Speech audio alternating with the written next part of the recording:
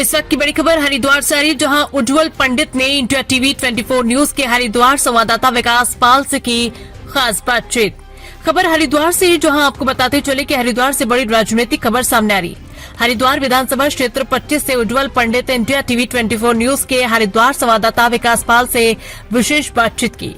इस खास इंटरव्यू में उज्जवल पंडित ने अपने विधानसभा क्षेत्र के विकास कार्यों, जनता की समस्याओं, आगामी योजनाओं तथा वर्ष 2027 के विधानसभा चुनाव से जुड़े विभिन्न मुद्दों पर खुलकर अपनी बात रखी। बातचीत के दौरान उज्जवल पंडित ने क्षेत्र में कराए गए विकास कार्य, इस विशेष साक्षात्कार में कई अहम राजनीतिक और जनहित से जुड़े सवाल पूछे गए, जिनके जवाब दर्शकों को हरिद्वार की राजनीति और क्षेत्र विकास की दिशा को बेहतर ढंग से समझने में मदद करेंगे।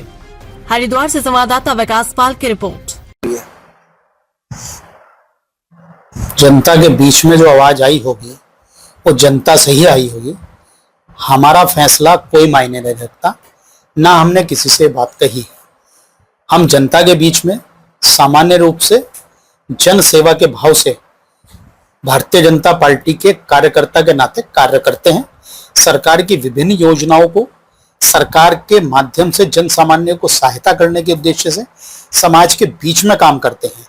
लेकिन जनता के बीच में कहीं जाकर ये बात कहनी, ये भारतीय जनता पार्टी के कार्यकर्ता का भाव नहीं हो सकता। कार्यकर्ता अपने मनोभाव से पार्टी के विचारों को, सरकार के कार्यों को, योजनाओं को आगे बढ़ाने का काम करता है। वहीं से संगठन के लोग, जो ऊपर बैठे लोग हैं, वो विचार करते हैं कि कौन से कार्यकर्ताओं को किस जगह पर क्या जिम्मेदारी देनी है। होगी यदि भारतीय जनता पार्टी आपको मौका देती है तो आप ऐसा 3 कार्य बताएं जो आपको जीतने के बाद आप जो जब दावेदारी करेंगे, आपको जनता आपको चुनेंगे, तो आप 3 ऐसा बताएं जो आप काम करेंगे। भारतीय जनता पार्टी का ध्येय वाक्य है अंतिम छोर पर बैठे हुए व्यक्ति तक विकास पहुंचाना। जन जन के द्वार भारतीय जनता पार्टी की सरकार, अर्थात जो भारतीय जनता पार्टी की चाहे केंद्र की सरकार हो चाहे राज्य सरकार हो, उसकी जो कार्य योजना जन सामान्य के लिए है वो वहां तक पहुंचे, उनको उसका लाभ मिले और पार्टी प्रत्येक सीट, चाहे वो कोई सा भी चुनाव हो, साधारण छोटा चुनाव, बड़ा चुनाव तो कोई नहीं होता, लेकिन चाहे वार्ड का चुनाव हो, चाहे विधानसभा का चुनाव हो या लोकसभा का चुनाव हो, पार्टी की जीत किस प्रकार सुनिश्चित हो, यही अपना कार्य है, यही ध्येय वाक्य है। इसके साथ साथ समाज के बीच में सनातन धर्म का प्रचार प्रसार, सनातन धर्म के हितों की रक्षा तथा सनातन धर्म की संस्कार और संस्कृति कैसे जागृत बनी रही, इस कार्य को करने की हमेशा नित हमारी सोच बनी रहती है। हरिद्वार की सबसे बड़ी समस्या क्या है जिससे आप जो है जनता के बीच आएंगे तो पूरा कर पाएंगे? हरिद्वार की समस्या एक ये है कि वर्तमान में लोग हरिद्वार की जो महत्वता है उसको कमतर आंकने लगे हैं। इस कारण यहां बहुत से जराइम पेशेवरों का जमघट हो गया है, जो कि लगातार नशावृत्ति को, वैश्यावृत्ति या अन्य प्रकार की जो जराइम पेशे की चीजें हैं उनको यहां उनकी जड़ें जमाने का प्रयास कर रहे हैं। उन जड़ों को उखाड़ना ही हर समाज सेवी का कार्य होना चाहिए। और चूंकि सरकार हमारी है, नेता हमारे हैं, तो ऐसे लोगों के पैर ना जम पाए, अपना तो उद्देश्य यही है। गंगा तीर्थ और पर्यटन को बढ़ावा देने के लिए आपकी क्या योजना रहेगी? देखिए, हम हर रविवार को गंगा के लिए स्वच्छता अभियान चलाते हैं। चूंकि मैं श्री गंगा सभा, जो कि हर की पौड़ी की प्रबंध कारिणी संस्था है, उसमें गंगा सेवक दल का सचिव हूं। हमारी नित्य आरती के समय हम शपथ दिलाते हैं उन हजारों लोगों को जो वहां मौजूद होते हैं कि गंगा स्वच्छता के लिए, जिसके गवाह दिवंगत डॉक्टर प्रणब मुखर्जी जी राष्ट्रपति जो रहे हैं और दूसरे राष्ट्रपति रामनाथ कोविंद जी, ये दो राष्ट्रपति उसके गवाह बने हैं। अनगिनत नेता, प्रशासनिक अधिकारी, जुडिशरी से जुड़े लोग इसके गवाह रहे हैं। और इसके साथ साथ हम हर रविवार को गंगा स्वच्छता का बड़ा कार्यक्रम चलाते हैं। और जो लोग गंगा के प्रति अमर्यादित कृत्य करते हैं गंगा के तटों पर, उनके प्रति हम लोग लगातार उनको पकड़कर जो भी उन पर कानूनी कार्रवाई होती है पुलिस के माध्यम से वो कराने का कार्य करते हैं। शहर में ट्रैफिक, पार्किंग और सफाई जैसी समस्याओं को कब होगा समाधान? देखिए, सफाई एक ऐसी व्यवस्था है जो व्यक्ति की स्वयं की जागरूकता से ही धरातल पर पहुंच सकती है। मैं सुबह स्नान करने के बाद स्वच्छ वस्त्र पहनकर अपने चेहरे को, अपने बालों को ठीक कर कर निकलता हूं, अपने प्रतिष्ठान की ओर निकलता हूं, लेकिन प्रतिष्ठान का जमा हुआ कूड़ा अगर मैं उस सड़क में डाल दूंगा तो मेरा ही आंगन, मेरे ही दुकान के बाहर, मेरे ही प्रतिष्ठान के बाहर गंदगी होगी, जबकि नित्य नगर निगम के लोग उसको स्वच्छता में करते हैं। जिम्मेदारी किसकी है?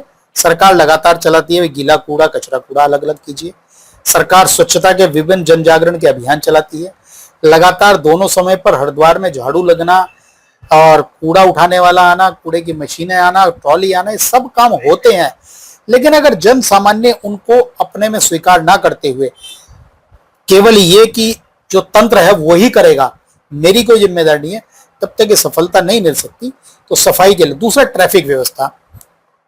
2022 में जब प्रधानमंत्री नरेंद्र मोदी जी ने इस देश के जो अंतिम गांव था, जिसे प्रथम गांव कहा जाता है, आने वाला दशक उत्तराखंड का है, उसके बाद से हरिद्वार ही नहीं, अब समूचे उत्तराखंड में आने वाले पर्यटकों की आमद बढ़ी है। सरकारों ने व्यवस्थाएं की हैं पार्किंग की, पार्किंग क्षेत्र बढ़ा दिए जा रहे हैं, लेकिन उसके बावजूद भी जब सोमती अमावस्या जैसे उसमें अचानक से 1 करोड़ के करीब लोग, 1 करोड़ से ज्यादा लोग 3-4 दिन में आ जाते हैं, तो पार्किंग की समस्या उत्पन्न होनी है। अभी कावड़ में पिछली बार लगभग 5 करोड़ लोग आए थे, अभी आने वाली कावड़ में और ज्यादा आने की उम्मीद है। तो पार्किंग की व्यवस्थाएं लगातार बननी है और उसमें और आगे चीजें होनी है, जिस क्षमता के अनुसार लगातार सरकार के माध्यम से और पार्किंग बनाने की हम पर विचार कर रहे हैं। महिलाओं की सुरक्षा और शिक्षा के लिए आपका क्या योजना रहेगा? देखिए, महिलाओं की सुरक्षा तो यहाँ इतनी बेहतर है कि एक वो भी वक्त था कि जब हरिद्वार आने वाली तीर्थयात्रियों की बसों को डकैत लूट लिया करते थे। आपको तो शायद याद भी नहीं होगा, आतंकवादी घटनाएं तक हरिद्वार के आसपास के क्षेत्रों में हो गई, हरिद्वार आने वाले यात्रियों के साथ हो गई। यहाँ लगातार चोरी, उठाईगिरी, लूटमारी, हरिद्वार घाटों के आसपास भी इस प्रकार की परिस्थितियां होती थी। लेकिन जब से भारतीय जनता पार्टी की सरकारें आई हैं तो पूरी प्रकार से चीजें नगण्य हैं। किसी भी प्रकार से अपराध करने वाले व्यक्ति को, जरायम करने वाले व्यक्ति को, इस प्रकार से महिलाओं को नुकसान पहुंचाने वाले व्यक्ति को बख्शा नहीं जा रहा है। यह धाकड़ धामी की सरकार है। यहाँ कुछ भी अमर्यादित होगा तो उसके ये उसी प्रकार का इलाज धर्मरक्षक धामी जी द्वारा कर दिया जाता है। हरिद्वार में नशे का कारोबार ज्यादा बढ़ रहा है, युवा को क्या संदेश देना चाहेंगे?